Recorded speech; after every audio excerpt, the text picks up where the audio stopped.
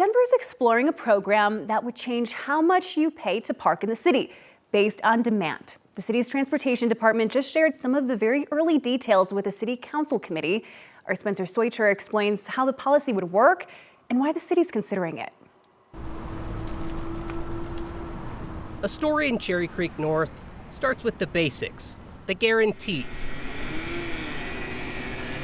Like showing someone losing their sanity trying to find a place to park. You always want to create a situation where you've got 1 or 2 spaces available at any time. The city of Denver may try something to fix that problem. Those things don't have a timeline, but we are exploring them. Cindy Patton is the COO of Denver's Department of Transportation and Infrastructure, which is exploring a program that would change the way you pay to park in Denver through a model called demand-based parking. So demand-based pricing would be looking at analytics that are provided by historical actual experience, actual demand, and then helping that inform what the pricing should be. So let's use Cherry Creek North for an example, where the hourly rate for street parking right now is a universal $2 an hour. So parking next to the Cherry Cricket on 2nd and Clayton is $2 per hour.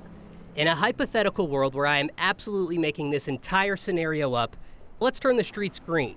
Maybe the city realizes, hey, the Cricket's bringing everyone over here. With demand-based parking, the closer you are to the Cherry Cricket, the more you pay to park. Denver could choose to raise the hourly rate around 2nd and Clayton from $2 to $3 per hour.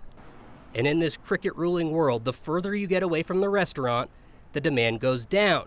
The city could charge $2 at 2nd and Detroit, $1.50 at Fillmore, and $1 per hour at Milwaukee. And then it would be constantly revisited, because we know that, again, the land uses drive the demand. There's no timeline for when or if something like this would begin. But Patton says other cities are doing it, and Denver could try it. Every block, every area, even every time of day is different. The city says this isn't about extra parking revenue. Patton argues the city would collect far more money through sales tax revenue if people were able to come in and out of the area easily and more often. Okay, so let's talk about this. The committee talks about demand-based structure, right? They also talked about something else, right, Spencer, called dynamic pay scale, this kind of thing? Yeah, so there's the one we talked about, and then there's dynamic, which is a more expensive way of doing this and would monitor in real time when things are happening. Maybe there's 37 people parked in a certain area downtown versus the one that we discussed a couple of minutes ago that would be like, oh, on Tuesdays there's usually about this many people at 9 o'clock. Sounds like more expensive to run and maybe a little more dynamic, for lack of a better word. That word works. Thank you so much, Spencer.